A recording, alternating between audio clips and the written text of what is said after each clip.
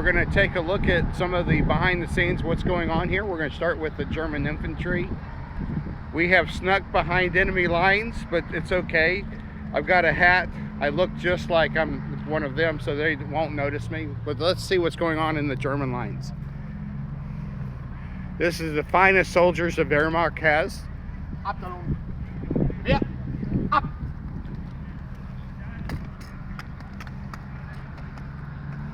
Abteilung. Das! Über! Abteilung. Präsentiert das Gewehr!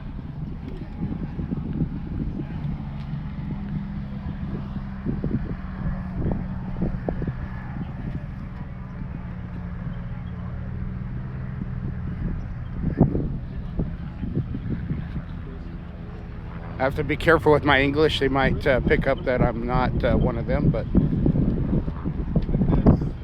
looks like their commander's not happy with their performance. This is the cream of the crop. This is the best the Wehrmacht has to offer. About to be led into battle.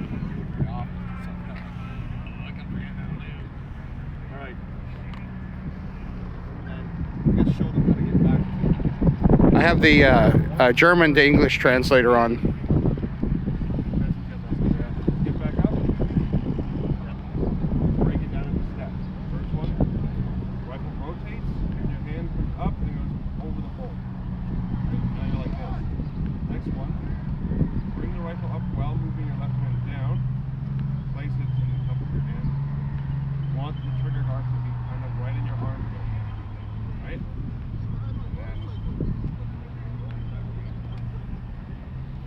Last step is take your hand from the bolt down, make a spade as you're going down, bring it to your middle fingers in line with your pants. Try to get most of that. I know it's a lot, it's smaller. Okay? So again, we'll just keep on practicing.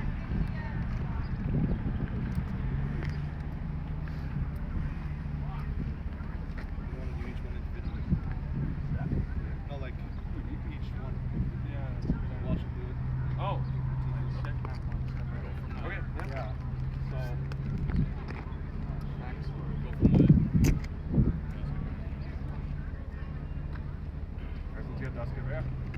Back. Here, I'll do it with you. Go back up. Präsentiert das Gewehr.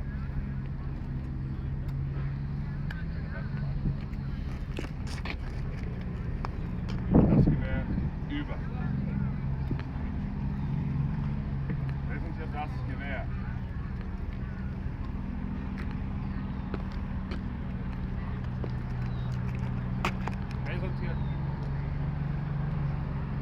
Präsentiert das Gewehr. Das Gewehr über. Präsentiert das Gewehr. So for the Germans, just about everything's to the left. When you are dismissed, it's off to the left. If there are males on the left, side to the left. Generally, if you're not sure whether something's right or left, and you just have to guess, chances are it's left. Das Gewehr über.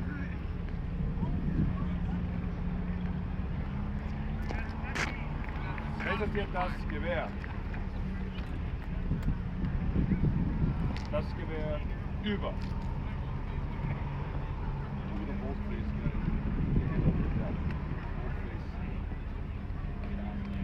Präsentiert das Gewehr.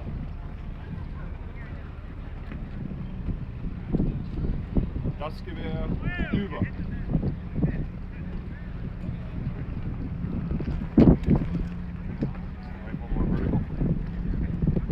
Präsentiert das Gewehr.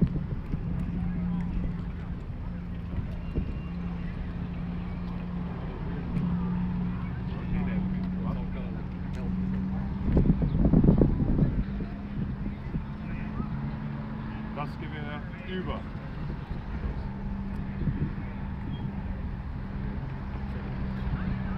Präsentiert das Gewehr.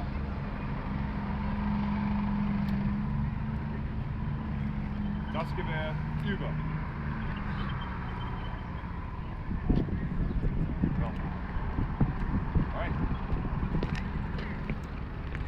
Präsentiert das Gewehr. Das Gewehr über. Sehr gut. Präsentiert das Gewehr. Das Gewehr über.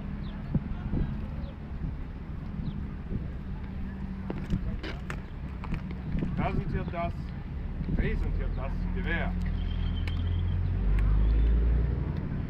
Das Gewehr über.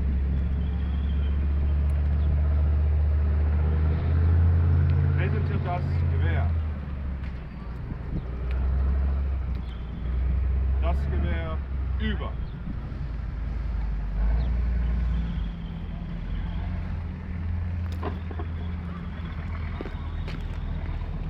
Präsentiert das Gewehr.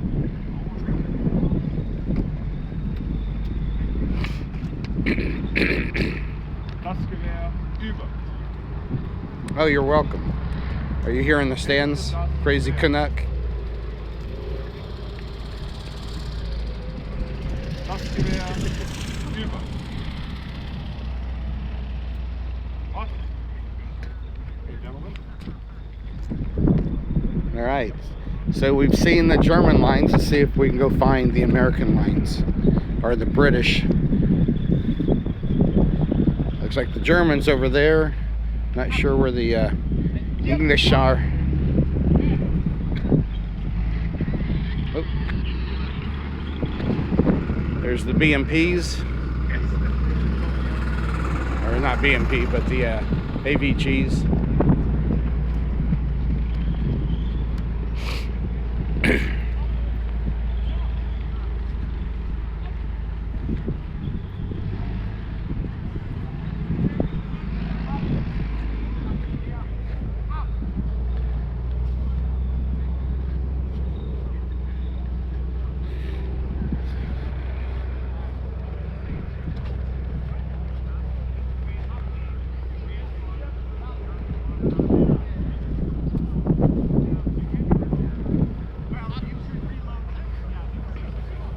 All right, we're gonna have to be careful as we infiltrate the German camp.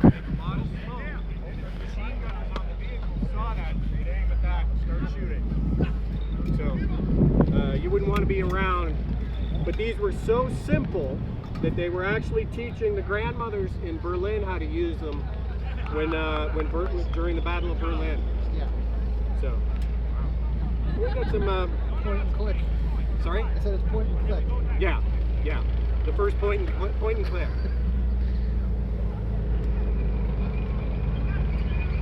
You guys want to throw some grenades?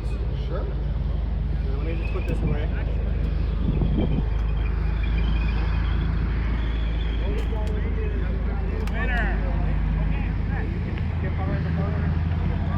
Someone else infiltrating the German lines here.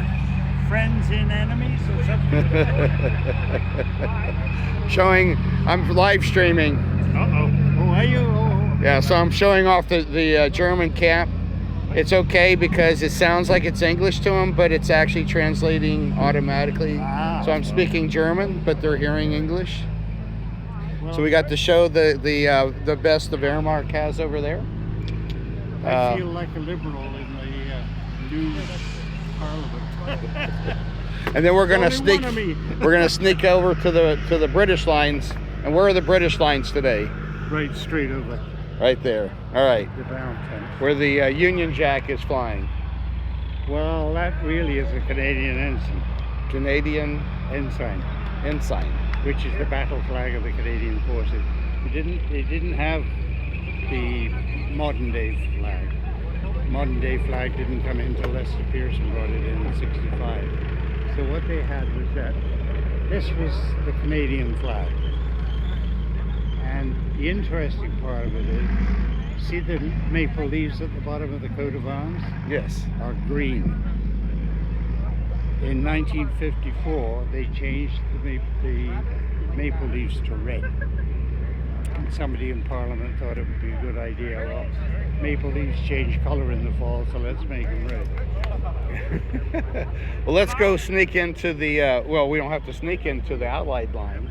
Right. We had to sneak into the German line. So are you here doing intelligence, seeing what the enemy's up to, seeing if you can figure out their battle This is plan? true. I'm the Okay. home guard, you see. You're the home guard, okay. And so when they look at you, they don't see you. You're in that's it. camouflage, Yeah. so they think you're a Absolutely German. so.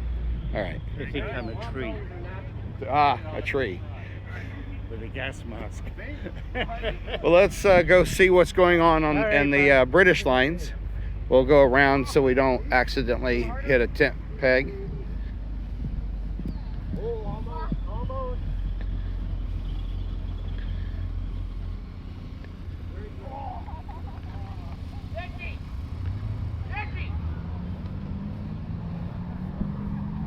Oh.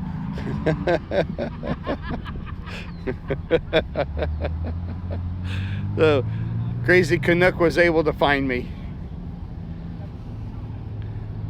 All right, here we go. We're into the Allied. Now, contrary to what many people think, this is not the American Star. This is the Allied Star. So all of the Allied vehicles had stars.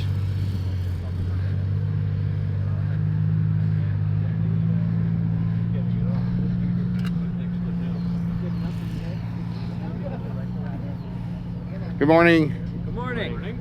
All right, so we're going to see the best that Canada has to offer. These are going to be defending the homeland against the German onslaught later today. They'll be led in battle. They're going to be fighting the Germans. I can tell you the Germans are over there practicing and fine-tuning their skills. You're going up against the best the Wehrmacht has to offer today. I do. I know today. I got some keys. And you can see that the confidence level of the Canadians is such, yeah, whatever. Bring the best the Wehrmacht has to bear. It has no bearing on the outcome of this battle.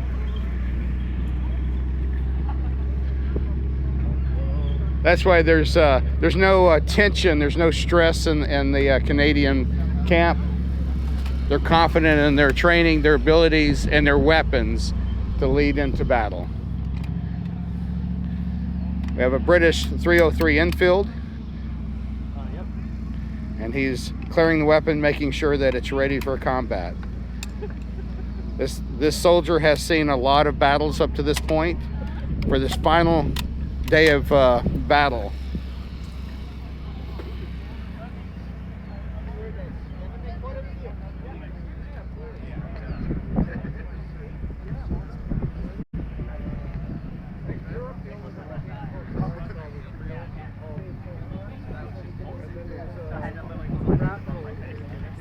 we see the Italian tank. So this is a fully operational, not fully restored. It's restored to operating condition. And the Chaffee has been moved. The Chaffee was here last night. Okay, so I'm gonna have to go look.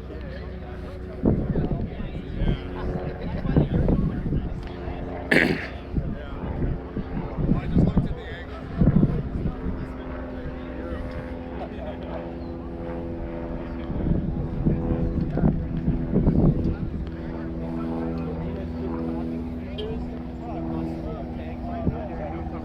We'll start doing displays, chatting about the vehicles, and then they'll start.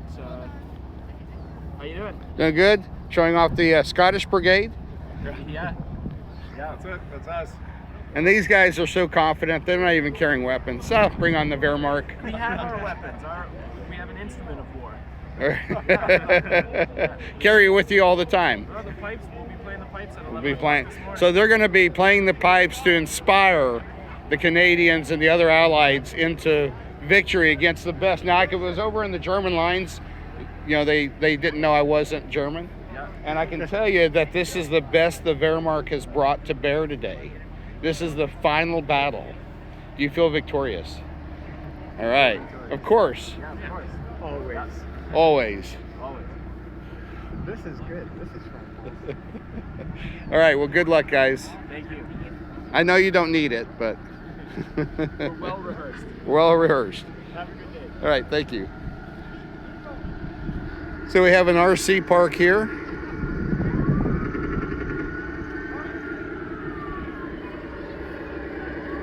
So the armored vehicle is taking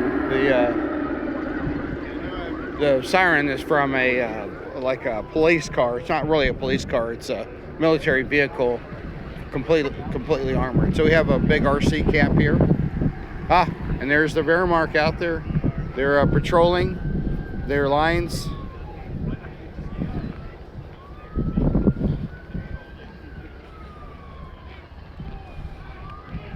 You see the Canadians are calm. They've got their scouts out watching the Wehrmacht doing their soldier. So you can see that these guys are out here trying to intimidate.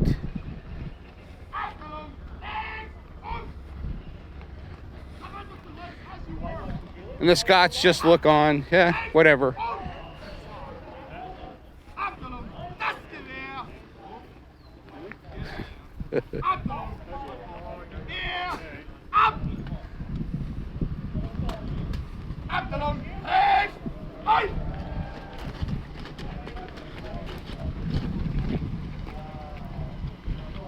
Achtung, Auge! Aus!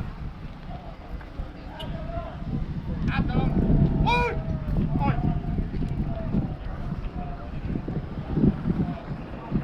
All right, now what we have here, we're going to jump ahead a few decades, and we're going to go to Desert Storm. And we're going to see the best that the UK is bringing to bear in the Desert Storm. If we're the best, then it's trouble. So we're going to go visit the. Now we're going to go visit the British Desert Storm troops. We'll continue giving it behind the scenes. We're going to take a look outdoors first, and then we'll go inside. Hello, good morning, Ava. Crazy Canuck is up in the stands, and so he's able to see what else is going on without having to leave the stands and watching the vehicles.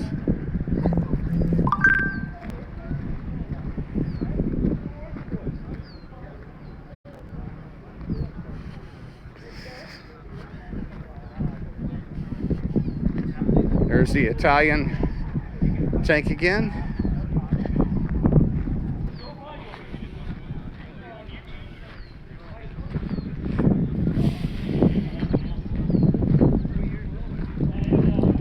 And we'll take a look at the Sabre here in a minute.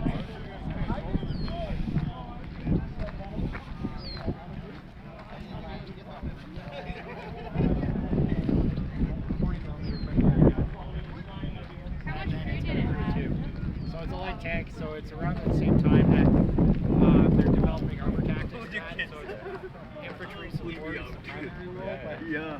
it starts getting into Morning. Hey. Good. British? Yeah. British. How many crew? Two. So yeah, the driver and the crew commander is also the radio operator. Not so much radios at the time, there's a lot of flag signals and that. So you're also the loader. All right, we're going to take a look at Vietnam era.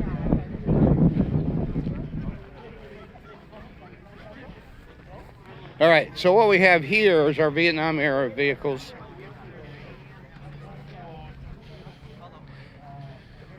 So these are mostly M113s that are reconfigured for different things. Canadian was a little different, but I won't bore you with the details. Hello. Good morning. So yeah, all this Canadian, American vehicle, that's the only exception. We have a Chinese naval uniform for 1960s there to, represent the communist side of the Cold War. Other than that, feel free if you have any questions. All right, so these are Vietnam era, and this is to remember the Canadians that served in Vietnam. So we don't actually have a Vietnam display. Canada didn't actually participate in the Vietnam Okay. War. Tons of volunteers, but not official from Right. the Canadian side. And yeah, so this right here would represent basically our contingent in the Cold War. Cold War, okay. So in, now we're talking about 60s, 70s, 60s to 90s. to 90s. That's most of the kit here. Okay. And so what do we? So tell us about each of these weapons then. So these are the airsoft versions. We have them here. Hard to get the real version, but this is the FAL. our version, the Canadian one, C1s. This still has the British furniture, so like the old style British furniture. This is basically the C1, so we rigged it up to the Canadian furniture, and this is C7. C7. Yep, our version. Looks like an M16 to me. Yep, it is our version, the M16. Okay. And then what do you have there? This would be C9, squad automatic weapon. They still use this to this day. Introduced 86, came in throughout the late 80s. All right, and you got your field radio. Yep, field radio. Totally honest, I don't know this one too well. Right, it's a field radio. Yep. Command needs to get a hold of you. So you're the supply sergeant. Yep. All right. Also, quick question. You're from the World of Tanks, right? I am. Right. So. So. Yep. I don't know what the procedure is for, like, you know, World of Tanks filming. I'm actually a new guy to the group. Oh. If you could just wait for a squad leader to come back. Oh, we're okay. Yeah. We're just showing I'm what. not sure what the sort of like regulation is. I was told anyone filming or press, direct them to squad leader. Okay. All right. So I'm showing the behind the scenes, so trying to get people to come down here and see it live. And so this is what they would see. And if they want to see more, they're going to have to come here to see more. Yep. And that's what we're about today. We're trying to promote the museum. Yeah, so Canadian stuff, Cold War as well. RCAF, that tropical uniform. So in the 1970s, something called unification. So like all three branches of the Canadian Army, or sorry, Canadian military, Air Force, Navy, and Army, they sort of like had different administrations. Unification was really big in Canada. They brought all of it together. And one of the things, whether you like it or dislike it, they switched all the branches over to a green, it's called rifle green Canadian uniform. Okay, so this is rifle green. Yep, this is ironically Air Force. As you can imagine, the Air Force guys didn't like it when they were given Army colors. MP helmet, right here. Right. Military police. Ironically, often gets confused for the American Vietnam ones. That would be TAC vest. That's for the 90s. Okay. M1 helmet, same as the American ones. We use them. This is Canadian UN stuff. Okay, that's right. So this is UN peacekeeping, and yep, peacekeeping. Instead of white, it's blue for Canadian, or yep, it's blue. Normally, depending on the actual mission, they would have UN decals on it. All right. This we represent the communist side. This is a Chinese Type 65 naval version. Okay. So from the 60s, 70s. Removed from a soldier who surrendered. And no, we actually never fought the Chinese outside the Korean War. I'm just trying to build it up, right? And then the last one here? That is a Canadian version of a PASGAT. Okay. Flat vest. This model is actually the one they used in the 90s. So you see them sporting a lot of it. Early Balkans. All right. Well, thank you very much for your time. And is it Sergeant? It's for my kids. It's a private. Private. Yep. So private. Okay. Private Buckle. I appreciate your time this morning. All right. We'll continue on looking at the various vehicles.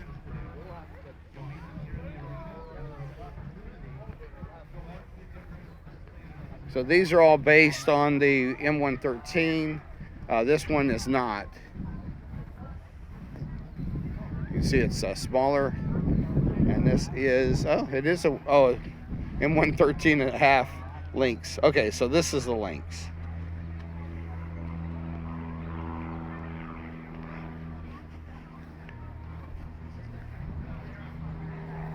So we have the main gate with the guests coming in. So this is the armored police vehicles.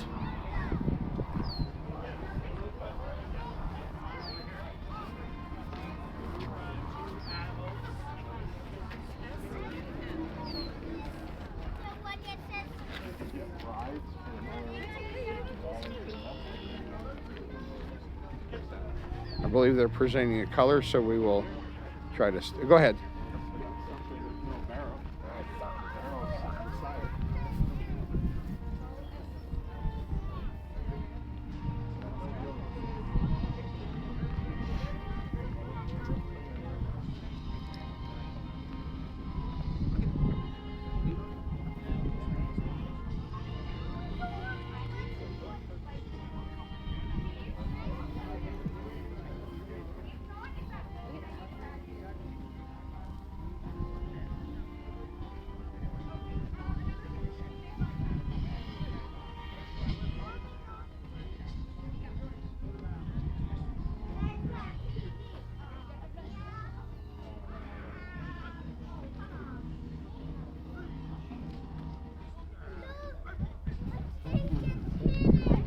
right, back on with the hat. All right, so what we have here is the main gate for the guests coming in.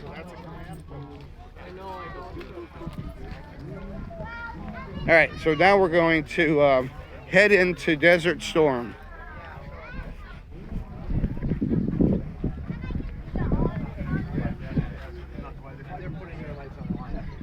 And as we did yesterday, we're going to start off with the least important vehicle in the. I gave him the spiel yesterday. You remembered it well. So You're being trolled. yeah, I've been He was in the enlisted ranks. There is that whole thing. What do you do when He's firing my words back at me. So this is the Sultan command vehicle. runs around and does stuff. But anyways, thank you very much. And I do have a video up yesterday with a detailed. I did post that video today, so there's a detailed tour of this vehicle posted on the world. The whole world can see this video. on World of Tanks. It's on YouTube, so you know the whole world has to watch No, it this morning. but the channel is your World of Tanks. No, I'm actually Deadbeat BC. Oh, right, okay. Okay, yeah, that's right. And so it's on YouTube. Not world, not. So you talk to the admin side of things. Yeah. No. Command and control. Command and control. And then I got the working man's. So do you want to come on to the elite? Do you want to talk about? So you have right, so you give him a tour. Give him a tour of the Striker. Would you like that? Oh, the Striker. Okay, so the Striker is what reaches out and touches long distance targets. Yeah. Well, if we set ourselves in the. Sorry, are you running that? I am. I'm Oh, streaming. okay. Well, I'll try and keep it clean. So what we have to realise is that we're talking about at the time, so 1990. Yeah, so at that particular time, the potentially probably the best tank killer on the battlefield was this particular weapon system. And you can see these impressive missiles. Yeah, quite a substantial missile, 2.2 kilogram warhead, able at that time to destroy any known armour on the battlefield. Right. So it was a high priority weapon system and a high priority target, and obviously of high value to the Allied forces. Later on, the Americans came along with the TOW missile that was around, and then I think this was superseded by Javelin eventually. So this was TOW. This was TOW, right? It's wire guided. It is wire guided, yeah. When I say TOW, I mean the American TOW system. Right. This system of ours is wire guided, and it was flown by the operator from launch to target. And there's our targeting system right there. Yeah, so we've got a thermal sight on the left-hand side, normal cupola with commander's visual sight on the right-hand side. So here's our gunner's got this sight. Controller, call him. Controller. Yeah, gunner. Yeah, operator. So you're probably better looking at my vehicle. Because it's open. Yeah. Now, do you all call this the dog house as well? Nope. What do you call this, the optical system when the door's closed? Oh, right. It's just the Secure. the thermal cover. Really. Okay. All right. So that's a thermal camera. All right. Early generation, but particularly effective at that time. So, and that would have a range as far as you can see, on the battlefield. Line of sight, Line of course. of sight, yeah. So out to 4 kilometers is where the missile would fly. Commander requires the target with binoculars on optical sights. It's got a 7.62 as local defence. Although we don't ever get involved in any of that, we tend to sit back and give overwatch to the advancing troops and take out any main enemy threat in depth that might impose a threat to those advancing troops. Right. So we might be on a flank, or we might be in overwatch. So if we're doing a fixed operation, say a crossing, we might make sure that there's no armour going to approach from the distance as we're conducting that operation. So those are the various tasks of medium recce and the various tasks of this particular weapon system. All right.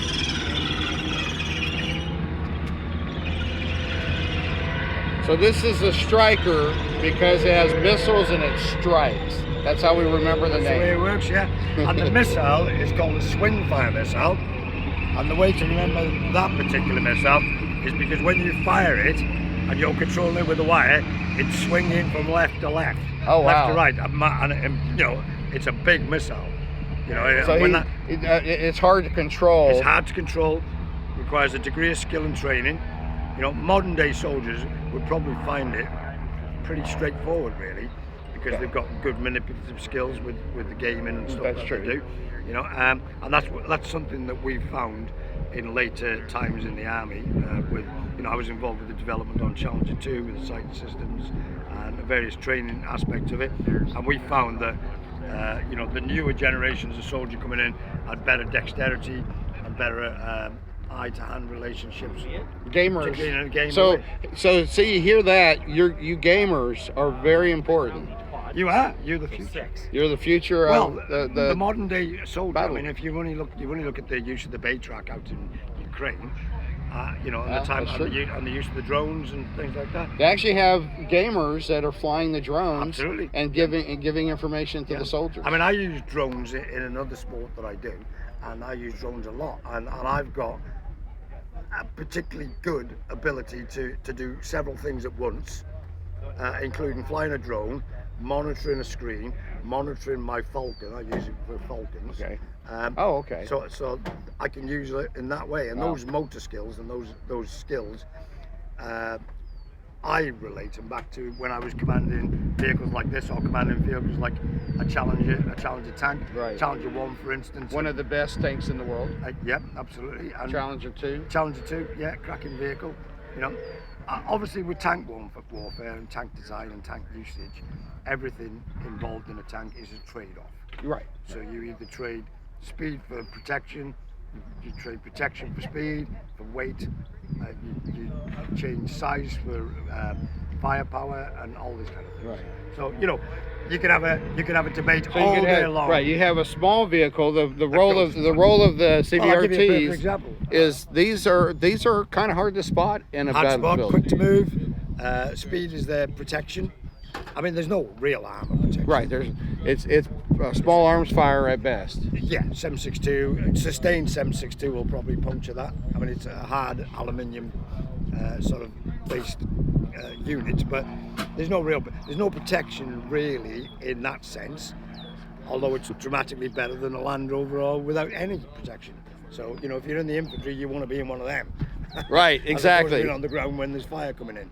So it give you protection from that kind of thing. But its real protection is its size, its low profile, Low profile. and its ability to move quickly, Shoot and scoot. shoot and scoot, see Yeah. without being seen, hear without being heard. You know. So these colors represent the Desert Storm. These were the Desert Storm, as you call it, or Up Granby, as we called it. Up Gramley. Up Granby. Granby. Granby, Up yeah. Granby. That was the British designation for the operation, and then we came under Schwarzkopf, and it became then Desert Shield and Desert Storm. You know, which Right. is the overall commander designates the nature of the operation. So, and it sounds better Americanized, doesn't it? And one of the awesome, and I've said this before, you may have not heard it, but one of the reasons that we preserve and restore these vehicles is to show honor and respect to those who served on them. And one of the coolest things is that the crews have signed these vehicles. Yeah, that's right. Yeah. And That's just, something- it's really touching to personalize it, that we can look and see who actually served in this vehicle. Yeah, so that's me then. I was the commander, and Calvin, who's the guy just around there with the grown a beard now because he's a civvy. Okay, yeah, he was the operator on there, and this particular vehicle fired the first operational swing fire used in battle. So the first operational swing fire. So lots of swing fire missiles have been flown and used before in training, including by myself. And every operator gets to fly 3 missiles at least in training before he's qualified. And then if he's lucky, he'll fly 3 to 6 a year. I was quite lucky. I did a trials on a new missile system, and I got to fire 40 odd missiles before we even deployed. So this one actually fired the real missile. So this was the first one. This was the vehicle that fired the first one of Striker, or the first swing fire operations. in actual In the warfare. Which is pretty cool. It's very cool. And this one actually served. All of these vehicles served. They all served in the Gulf, yeah. Right. One of them was abandoned and then later recovered. That was mine. That was yours? So this was the one that was stripped for parts? No. You're talking about one of the Scorpions, I think. Okay. Yeah. So one of them was stripped for like an engine and a Yeah, my transmission. engine blew at one stage, and I had to Okay. put a new engine in it. And So they scavenged an engine, got you back got you home. back online, yep, and back on the job. But yeah, I mean, and I think I'd be right in saying that at some stage, whether it's today or not, but throughout the whole process, there's always been crews appropriate to the vehicles that they served on, which is pretty special, really. Yeah. You Oh, know, very special. Yeah, I mean, what Alan does and what the museum does in that sense is, I found, I've got to say, the British public support for the military in the UK has never been higher than it is now. Throughout my, I mean, I did 34 years in the army, so I remember the 80s, the 90s, the noughties, you know, and the public response to soldiers and the way that we were the way that we were perceived and you could treated. not wear your uniform off base. You could, but there might be some people who might take umbrage at that. Not many, but there might be some. And to be honest with you, you can always get that, whatever you do, you know, that's life. But in terms of government recognition, and in terms of support, and in terms of public support, I think the British Army in the UK has never had it better. Good. Okay, which is great. And yet it still pales into comparison to the Americans and the Canadians. Yeah. Because in America and Canada, you say you're a veteran, wow, it's like, thank you for your Thank you service. for service, Yeah. right. You know, and in America and in Canada as well, but certainly in America, every hotel I go to, I'm a veteran, breakfast on us, or 10%, or whatever it might be. You know, they will always honour that, and we find that remarkable. I mean, sometimes when we first started finding out about it, we found it quite embarrassing. Yeah. You know, and then it was embarrassing to think, well, why doesn't our government do anything like that to recognise our service? Yeah.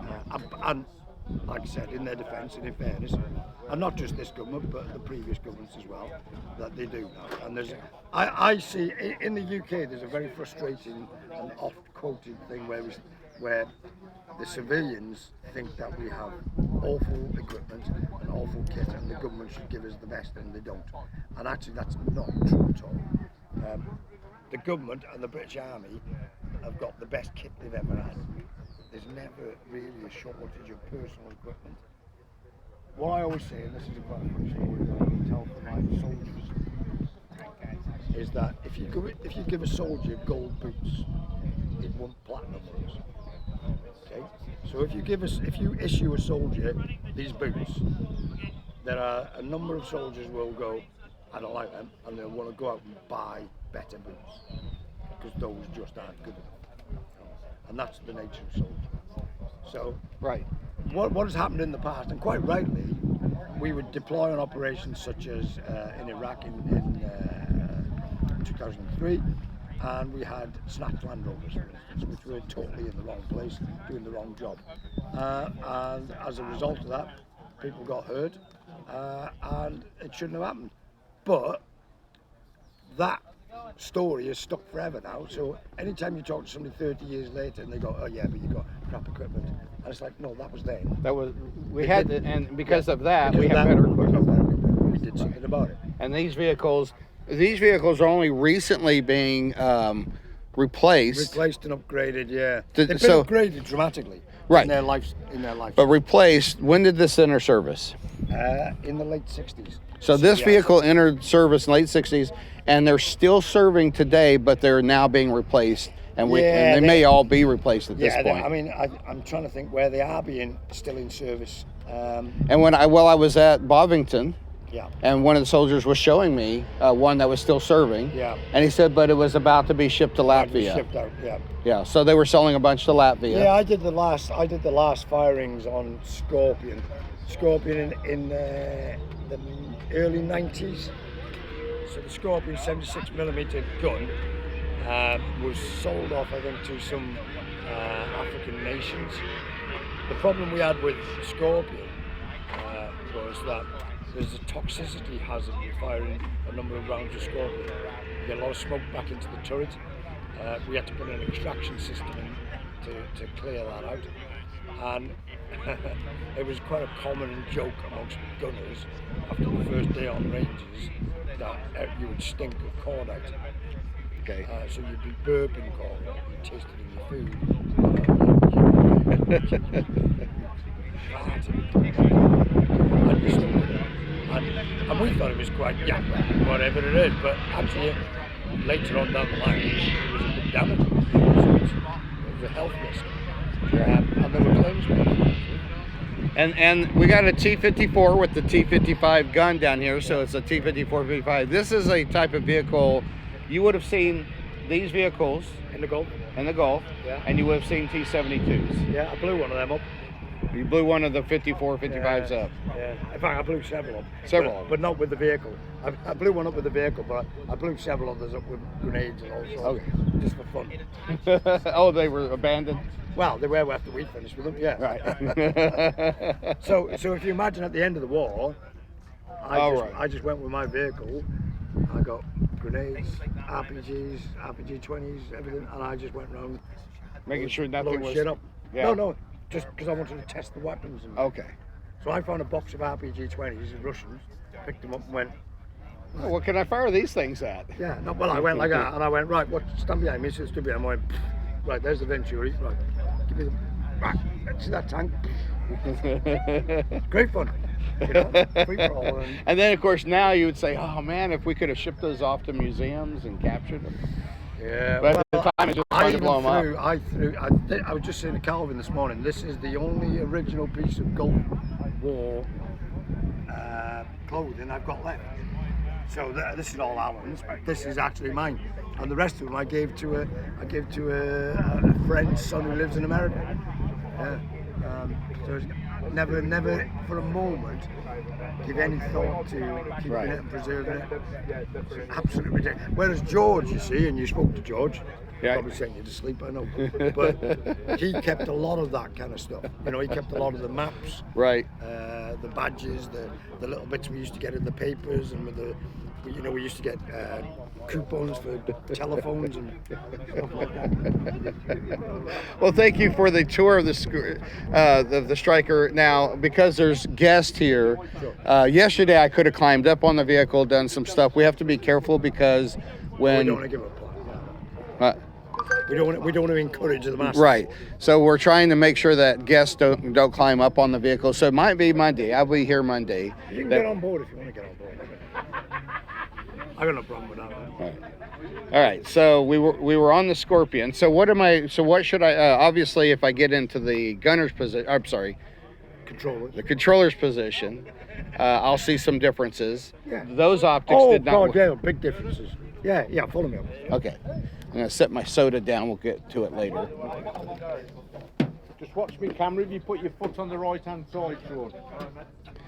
All right. And I'm gonna have to set the. Best way to grab one of them. Right. I'm gonna And set then that you down. You come here, use one of these footholds there. Your left foot. Put your left foot on one of them and then pull yourself Left up. That's it. foot Yeah, up. there you go. Put my right That's foot it. up. Put my left foot up. All right. So, well, I'll show you if you can film as you wish later on. Okay. Or at the same time, but All right. So let's see the business end of this first. So we have our five. Obviously these are simulated, but Right. they would be contained in what's known as rough handling boxes. Okay, so they come in a big, huge box, and there's some in the back of the vehicle you can see. Okay. And those boxes slide into there, and they have a lid on them, so you can't see that. Okay, so they slide into there with this lid on, and the first thing you do before you go to fire them is you remove all the lids. Okay. Because if you don't remove the lids, the missile goes off and goes, Oh, I hit and something. stays in the bin, Ah. and burns in the bin. And the people have done that in training. All right. So these plates here would not be there. No, they wouldn't be there. Those are just to These are secure just- for driving yeah, around. These are just heads. These are just heads of missiles for simulating. But I can show you one of the bins in the back. All right. But if you want to go in there now, so if you step onto that flat Right. bit there, and then step down, step 2 feet on there, and then step down with your other foot. Right. I don't want to step on his camera. Yeah. So here, I'll tell you what. If you can hold that for just a second. All right. Okay. We're in now. We're in the up position. Now we're gonna button down. Yeah. I'll take you down inside. You can have fun first of all. So All right. these are quite luxurious compared to this. This is so comfortable. Yeah. Well, that side is. Although you might get a little bit of cramp in your leg after about 6 or 7 hours. But at least you can stretch upwards. Yeah. Whereas for the commander, unless you're closed down as a commander, these are uncomfortable because this chair does not go high enough for you to sit on. Right. So what we used to do was we'd get our compo boxes, our food boxes, and stack them up on here so we could sit on there and travel around. But closed down, so closed down is fine. And these are your controls for the gun. Yeah, for the machine gun, that's cupola mounted. You can And 7.62. Yeah, and you can traverse the turret or your little cupola. Yeah, Right. Elevate and depress the gun. So you've got periscopes to quickly Look around. look, Yeah. and then you would traverse the turret if you needed to put a gun on something. Onto something. Yeah. And then this vehicle doesn't have a turret because we need to be generally looking. Because the missile system is always going to go in the direction where Right. the vehicle's pointed. So we have probably a 30-degree arc. Well, not necessarily, because when you launch the missiles, they're programmed by the various controls to come into your line of sight. Right. So because of the shape of the vehicle and the way that it's launched, wherever you're pointing is where the missile is going to launch. But we've also got the sight that you saw down on the table down there, Right. and that's a separated sight. And that sight will allow you to put it in a trench 80 meters away from the vehicle, 80 to 100 meters away from the vehicle. So you could have a trench on top of a hill, and you can have the vehicle hidden down behind the hill. Okay. And then you can launch and control it with that separated sight, and the missile will launch into the line of sight of the separated sight. So the vehicle can be facing that way, and you're facing that way, Oh. but the missile will fly around into your line of sight, and you can take control Now, of it. how does it do that? It's programmed in the computer in this thing. Okay, so the fact that he's looking in a different direction, the computer's going to know you need to turn left. Yeah. And then, I see, I don't know if you're recording that, but I don't want to get too complex with it. But obviously you try to get a natural alignment to make Right. life easier. Yeah. Right angles is probably asking a bit much of the missile. But if he sees something 30 degrees, 45 degrees Yeah. off, okay, Yeah. let me give this a you try. can give this a try, and the missile will launch from the vehicle, and then it'll swing round, and that's in the separated position. In the direct position, obviously the vehicle is going to be looking at where the target is roughly. So you can. This swivels, by the way. The whole sight will move. Okay. There's it actually. You can do it that way. All right, a little bit to do it one-handed. All right, so this allows me to look. And so what do you think the max is here? Left and right. Yeah. So right about there, that's about 45 degrees. Yeah, it's quite substantial. I can't remember what it is from my old days of instruction, but I'd say we're close to 90-degree it's quite. arc. Yeah, it's not far off. Oh, that goes 90, 100 degrees. And the other thing is, of course, is that if you swung it fully to the right, say for instance, and you couldn't quite make it, well, you just tell the driver to go Yeah. and then you go, and then the vehicle's looking at the target. So you've got a visual sight, and, Right. also when it was up and running, you could flip like this and you go to a thermal sight then.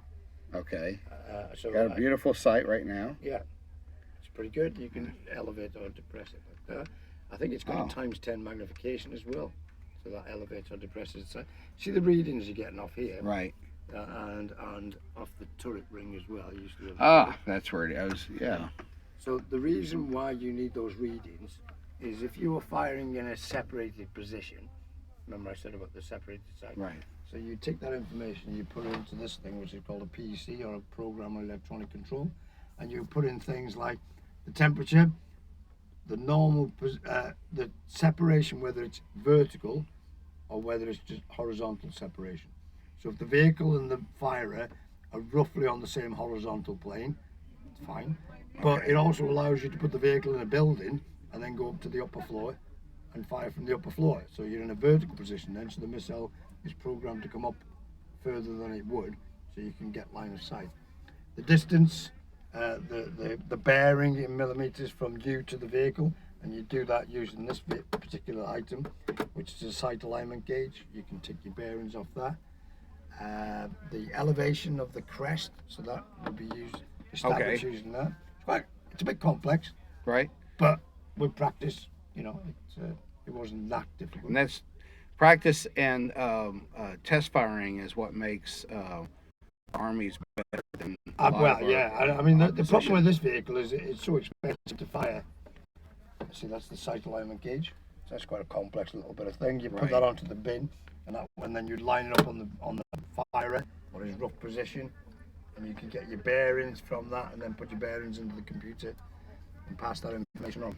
If you look in the back there, I think you can see it on both sides. Oh. Yeah, there you can see them. So those are the containers that the missiles are in. So you've got 5 containers in the top, and 5 in the back. Is that the access door or is there another door? That's the access door. Okay. So you only access what's directly in front. Yeah. Then you slide something over to get That's right, yeah. But the good thing about that is, well, obviously, you've got to store all your equipment in there as well, your personal stuff. But if you don't have too much personal stuff, and we put lots of bins on the side, as you can see, that meant that we'd have a bit of a space at the back there, so you could sit in there and grab a bit of sleep or something like that if you needed to. So it looks compared to the tanks, as you can see.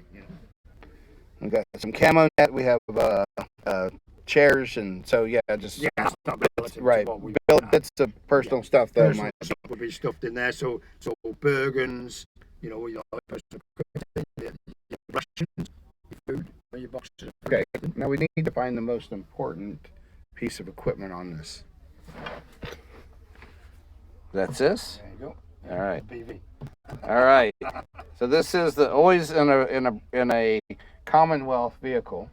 This is the single most important piece of It certainly equipment. is, yeah, the boiling vessel. What's quite funny about that one is you can see its location. Well, if you ever had a dripping tap, you used to get the controller would sit there and get his legs scalded on a regular basis.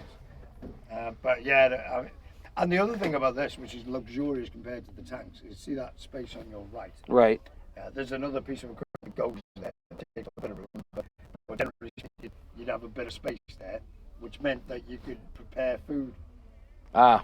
So your operator, whose other job, or main job, is Your to operate controller's the radios, job is to operate the radios, fire the missiles, make the food.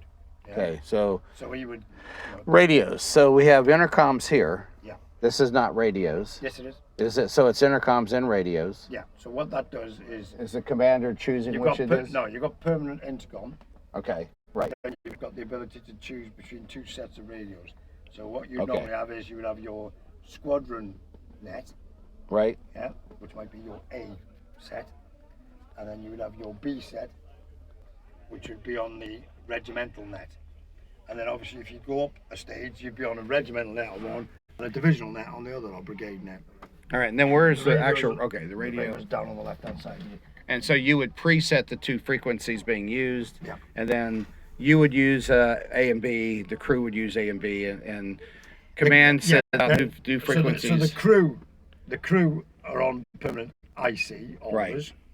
If you want to go onto a net, you press the Pressel. And obviously the net you're on. And where would the Pressel be? For, It would be, the Pressel. would oh, be, that's you know, right. the It's on a headgear. curly. Yeah. Yeah. I'm picking up. You So got the it? Pressel and the curlies. Yeah, that's the one. All right. Yeah. So if you wanted to talk on the radio to the net, you press the Pressel, and those boxes would primarily be on your main net. Yeah. Okay. So they'd always be fixed to the main net, and then if you wanted to talk on the upper net, the higher echelon, you'd have to flick it. Okay. But you could also monitor what they were saying. So you'd have your main net in your left ear and your backup net or your echelon net in your right ear. All right. Pretty complex. Yeah. I mean, when you think about it, Frequencies are probably assigned in the morning. frequencies are assigned for the duration of the Conflict. of the operation, but at that time it's changed now. But at that time, we would update daily the codes. Okay. So you get a thing called code. So you'd have a sheet for each particular day, and you'd take that and you'd fit it into a little sleeve device, and you could then figure out what the message was. Okay. All right. and you get good at it. And actually, in an operational, in a real-time vehicle, you tend to look over that side, and all you see is writing all over the place, where the operator has got a sudden message and he hasn't got his pad, and he's got fuck, so he's written it on the side of the wall or whatever. So then you have to clean up the mess for Yeah. the next message. Yeah. All right. But that is a common. Yeah. So if ever you're looking in a vehicle, and actually you can tell with a lot of vehicles that have been actually operational or whatever, if they haven't been touched, and you jump in, and if you look around the turret, you'll go, oh, well, there's a fucking message written there. You know, somebody's pen marks quickly scribbled a couple of Batco messages. So it'd be something like 2 Alpha, Bravo Charlie, Delta Foxtrot, Alpha Whiskey, and then you'd abbreviate that. And Right. All right. So that is the controller's position. We can see the driver's position. yeah, we can. And somebody left the keys in the ignition. Well, they don't have keys normally. No, but that's a relevant point. These have been modified to have keys, Okay. but they don't have keys normally. So down the left-hand side is the main master switch for the driver. There's a master switch for the radios in the back, and radio batteries in the back as well. Okay. So the master switch for the driver down that black box on the left-hand side of the distribution box. Go onto the distribution panel. We would turn the ignition on, like so. Turn the ignition on like that, and then we press the start button. What's quite funny is you'll notice that there's a start button there, and then down the bottom there's a horn. Right? They're both the same design, and the number of drivers that embarrass themselves by pressing the wrong button. Pushing the horn when they're trying to Sorry. start it. I was just telling people I'm starting the vehicle. Yeah, but there were a lot that did it when they'd be sat in a high tactical, Oh. and they'd press, they press the bloody horn. So on a lot of vehicles you find that gets ticked over. You don't use a horn, and if you can't see a fucking flipping tank coming, you need your eyes testing. Right. Well, my saying is if I can't get in it, I don't need to be in it. Yeah. So yeah, the seat drops completely to the floor, so the driver can then use the periscope or the episcope and drive closed down. Right. And we can all drive closed down there. now, yesterday I saw that there was water inside. The water inside was just because the hatches were open, or they Yeah, but it'll leak or something. Yeah. Bit of leak. Come in through the decks and everything. Now. y'all have a bilge pump, or you just simply have a drain? We have drain plugs on the underside that we can. We'll get it switching around, but eventually it'll dries out with the heat of the engine Right. inside the vehicle. I actually spent 3 days closed down in one of these vehicles. So there is a filtration system for NBC. I'm trying. This has been modified slightly. Yeah, you can just see some of the trunk in there. It used to come out, and then you'd have a diffuser there, and you'd have a place where you could attach a hose that would attach to your respirator if you were in a chemical environment. But generally speaking, you would have a filtration system that cleans the air from the outside. There's a nuclear, biological, chemical pack fitted on the inside of the hull, and that operates as well. And you there were several alerts, I guess, that there was that possibility, but there was never actually a real one, was there? In terms of what, a chemical strike or a chemical attack? Or yeah, No, there wasn't. there was and when you're in the oil fields that were on fire. Well, there's lots of work. There was alerts, toxic. because we used to use a thing called NIAD, which is Nerve Agent Information Display System, something like that. I can't remember Right. exactly what it was. But we'd have a NIAD alarm out. So you pull into a squadron or a company position, if you like, and then you deploy the NIAD upwind with an alarm system. And detected anything, it would go off, and then everybody have to react. But not fast. Masking 9. You had 9 seconds to get your mask on. That's Wow. masking 9, save time. That was the rule. And then if you had an alarm go off, then your nuclear, biological, and chemical operators would then test to see if there has been an attack. And once they've established that there hadn't been an attack, then you can unmask and do unmask. And about how many times you remember having those alerts? Half a dozen. Okay. At least. Yeah. And of course, you don't know they're not real until No, later. Absolutely not. Well, I'll tell you a funny story. We had one guy, and he had glasses fitted inside his respirator. Okay, so they had a NIAD in the middle of. They were in the middle of changing an engine on a vehicle, and the NIAID went off, so everybody grabbed their respirators as quickly as possible, put their respirator on, and he put on the wrong respirator, which had these glasses fitted in it. So he thought he had parallax and blurred vision. So he was going, I've got gas, I've been gassed because I can't see properly. You know, well, he just had the wrong respirator. Now is that soldier here today? No, he's not. No. He was with my unit, but right. Yeah, he's not here today. But it was quite funny. It was like. All right. Well, thank you for the tour of the inside and the stories. It's amazing, but and it's not that people want to hear the grizzly stories; they want to hear the real stories. Yeah. You know, pottery, the humor, and yeah. The other thing is when you talk to an old soldier like me, I hate being that, but I am. You know, I mean, I did a long time. I did 34 years in the army, so I am the army. Right. And a lot of the time, the biggest problem you get with old soldiers is that we don't see what is unique about certain situations and certain actions that to a civilian looking in is going, I can't believe you did that, I can't believe you lived like that, I can't believe you ate food like that, or you know, whereas to us it was like, well, because we do. Right. It's second nature. And that's it isn't even second nature, isn't it? And I think it's because these stories are being told either in film or the civilian populace is starting to say, wow, what these guys went through. Yeah. Right. Because coming home from Vietnam, soldiers were not respected. Oh, God, no. Right? No. I'm reading a very book on Vietnam. So it's there's kind of a making up for what the the American public were really bad to the soldiers that came from. Right. They were doing their job. It was the government policy that was, Nixon right. and all them. They were all off their heads, man. But and that's the same today. The guys who go in battle, whatever you believe, it's a just war, an unjust war. That guy's doing his job. Yeah. And if it later turns out, hey, this was a just war, then thank God that guy was there. Yeah. And if it turns out it was an unjust war, well, thank God that guy was there. Yeah. And the only thing is when it gets blurred, when it gets muddy waters, is when you get the rogue element who don't do their job, who don't behave professionally. You know, I mean, I shot a small percentage of people. Very small. Very small. And they're so small that they become noticeable instantly. Yeah.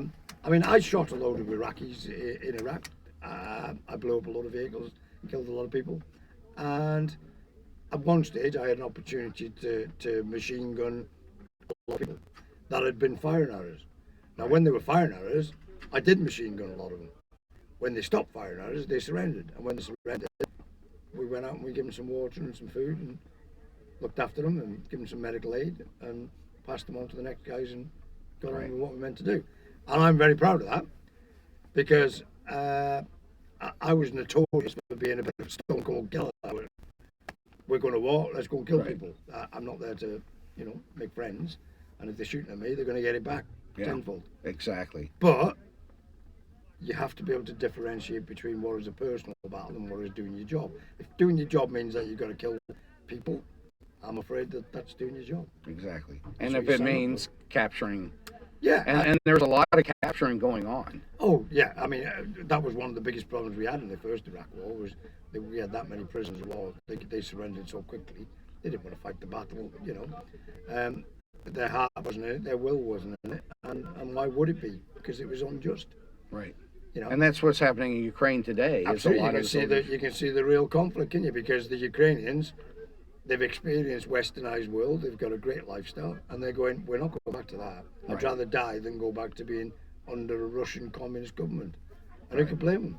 And then you got the soldiers on the other side, they go, I thought this was a training exercise. Yeah. Or even, I thought they were going to welcome us. Or I thought it was 2 days. No, I've got to go and kill women and kids and rape people. Right. And then those guys are getting the publicity. Yeah. Right.